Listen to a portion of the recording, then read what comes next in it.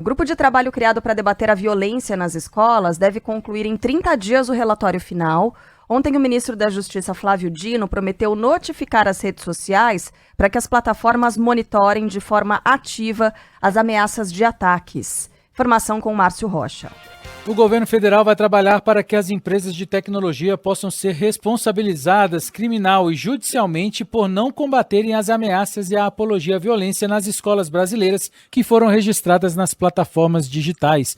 A determinação do ministro da Justiça e Segurança Pública, Flávio Dino, que se reuniu com representantes do setor após ataques registrados em Blumenau. De acordo com o governo, mais de 700 mensagens incitando crimes do tipo já foram identificadas e, por isso, Dino quer que as empresas contribuam no combate ao problema. Quem tem responsabilidade, e essas empresas que lucram bilhões têm responsabilidade, também se engajem. Houve nessa reunião um momento em que uma das empresas veio alegar termos de uso. E eu deixei claro e mais uma vez registro que os termos de uso não se sobrepõem à Constituição, não se sobrepõem à lei e os termos de uso não são maiores do que a vida das crianças dos adolescentes brasileiros. Ainda de acordo com Flávio Dino, não há liberdade de expressão para quem compartilha ameaças, mentiras, sem contar, e incita à violência. Então nós estamos também numa fronteira em que oportunistas vão ensaiar o argumento falso de que nós estamos tentando de algum modo limitar a chamada liberdade de expressão. Liberdade de expressão não existe para veicular imagens, como estão veiculando nesse momento, de adolescentes mutilados. Eu estou falando nesse momento literalmente. Se a doutora Estela abrir o celular dela, as senhoras e os senhores vão olhar. Não existe liberdade de expressão para quem está difundindo pânico e fazendo ameaça contra a escola. E neste caso, o ministro da Justiça, Flávio Dino, está absolutamente correto. Está certo. Primeiro, nessa confusão que se faz entre liberdade de expressão para falar o que quiser, inclusive fazer ameaças, promover pânico, incitar violência e divulgar notícias falsas, que é o que a gente tem visto acontecer.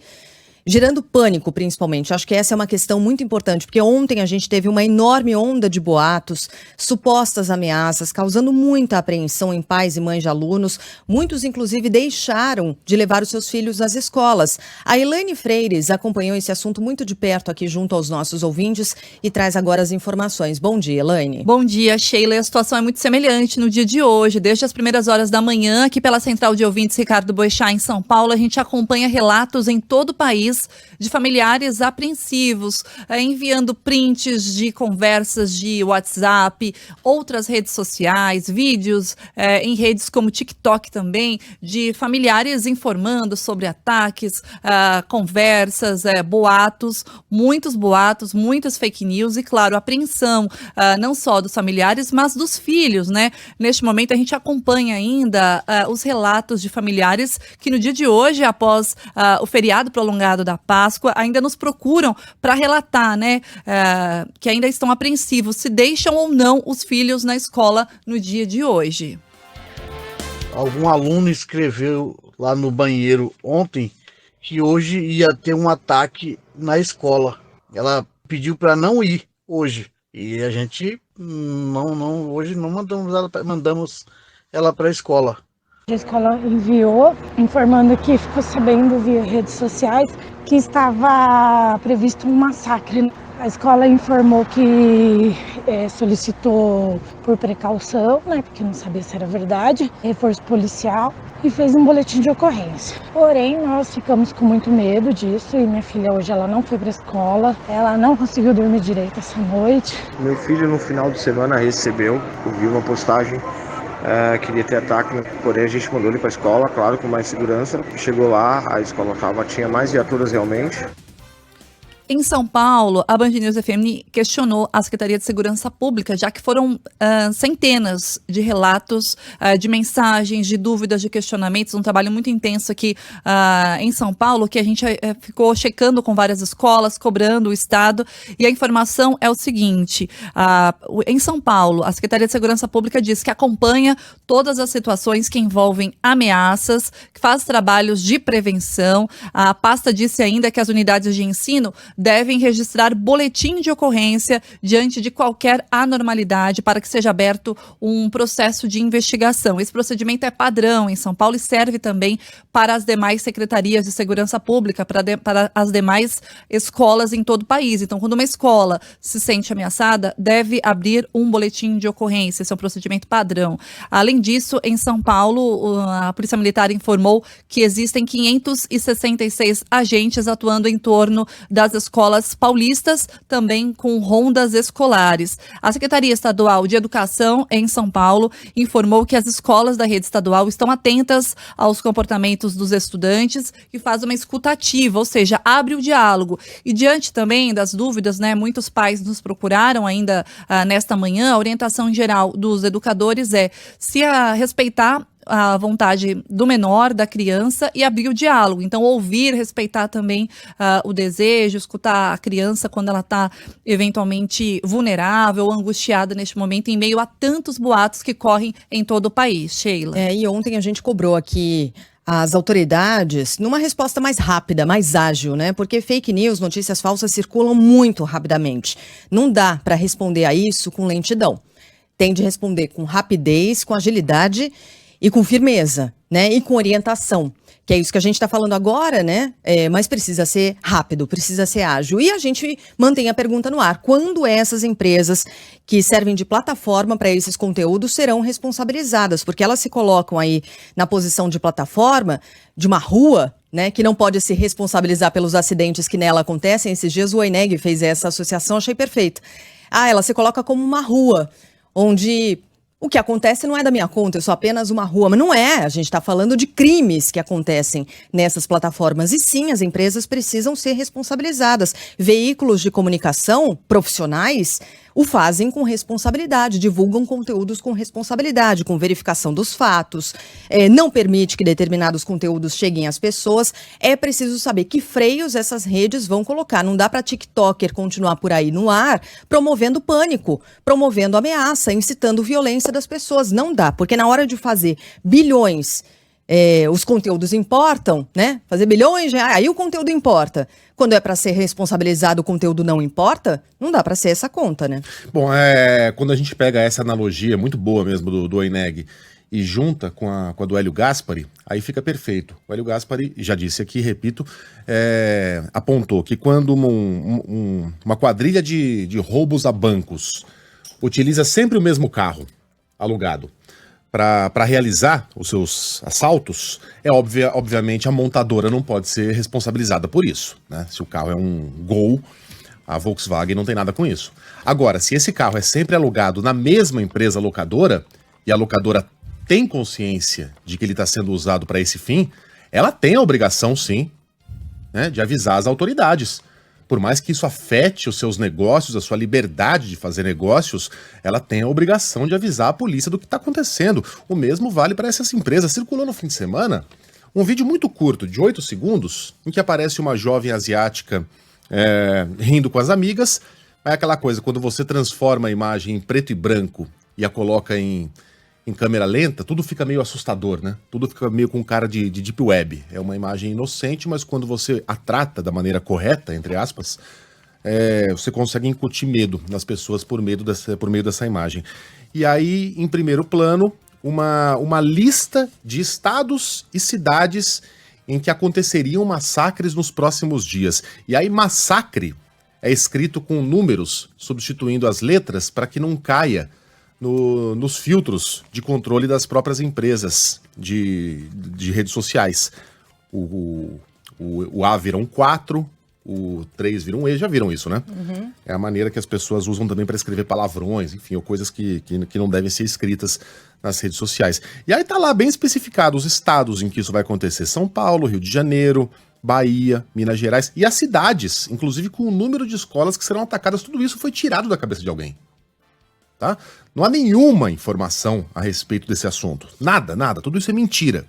Criado não sei por qual alma malévola, sei lá com qual objetivo, mas aí vem um influencer, uma influencer, vem um vídeo desses, que obviamente causa engajamento, e fala, eu vou compartilhar. Uhum. Veja, estou apenas compartilhando. Não! Você está compartilhando a mentira, você está monetizando o medo. Isso. né? Você está monetizando o pavor de pais, de educadores, de um país inteiro. Isso é inaceitável por parte da pessoa que compartilha, mas é inaceitável por parte da empresa que permita que isso circule livremente pela sua plataforma. Estrada ou escambau. Essas empresas têm a obrigação de não permitir que esse conteúdo chegue a ninguém, muito menos às mãos de um adolescente.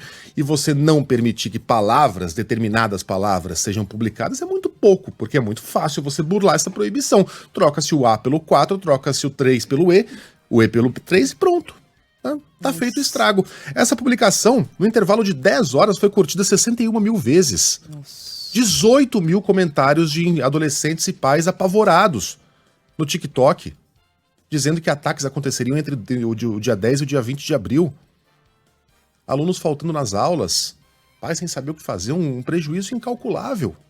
Fora aquele que a gente realmente não consegue calcular, que é o prejuízo no pavor de pais e educadores sobre o que pode acontecer. E o que pode acontecer até onde a gente sabe, quer dizer, é impossível saber o dia de amanhã. Mas essas mensagens trazem mentiras, boataria, gente faturando sabe Deus como e sabe Deus por quê, e sabe Deus como que dorme à noite, causando pavor na mente de pais com a ajuda para eles valiosa dessas redes sociais. Isso é inaceitável. Rapidinho, o Sidney, nosso ouvinte, mandou mensagem falando: e vocês estão dando visibilidade aos boatos. Não, Sidney, para esclarecer, o que nós estamos fazendo aqui é alertar para notícias falsas, para fake news, para cobrar essas redes sociais, né? E buscar tranquilizar pais e mães que estão muito assustados e acreditando nesses boatos. Com certeza, até porque, olha, ouvintes do Brasil inteiro estão escrevendo. Ouvinte do Distrito Federal está dizendo: minha filha de 10 anos relatou também ter ouvido de alguém que vai haver algum tipo de massacre no dia tal. Ele pediu para não ter o nome divulgado. Agradeço aqui a participação. Outro ouvinte da Zona Leste de São Paulo dizendo: minha filha não foi hoje à escola. Questionei o motivo, ela disse que ninguém iria. A Elaine Freires continua por aqui, porque ouviu, né, especialistas ontem, conversou com os nossos ouvintes, disparou. Olha, o que eu vi de mensagem da Elaine para autoridades de todo o país, questionando, perguntando se tinha alguma coisa, algum tipo de investigação. E todas as respostas foram essas, né, Elaine? Trata-se de uma onda de boatos, pelo menos nesse momento. E Elaine é mãe de 2 meninas lindas, incríveis, maravilhosas, coisas mais fofas. Todos os pais ficam apreensivos, né, Elaine? E você conversou com especialistas. Ontem eu achei muito interessante, né? A gente estava falando, inclusive, aqui no ar da Band News. E você disse, nesse momento, o que os especialistas dizem é o momento de ouvir a criança, é o momento de o pai também se ouvir, de a mãe também se ouvir. Tá apreensivo? Tá inseguro? O que faz, Elaine? Dá um passo para trás, né? Dá um passo para trás. Olha, o nosso ouvinte Gabriel, final de telefone 0176 em São Paulo, conta que está com um filho de 11 anos no carro e que ele estava com medo de ir para a escola.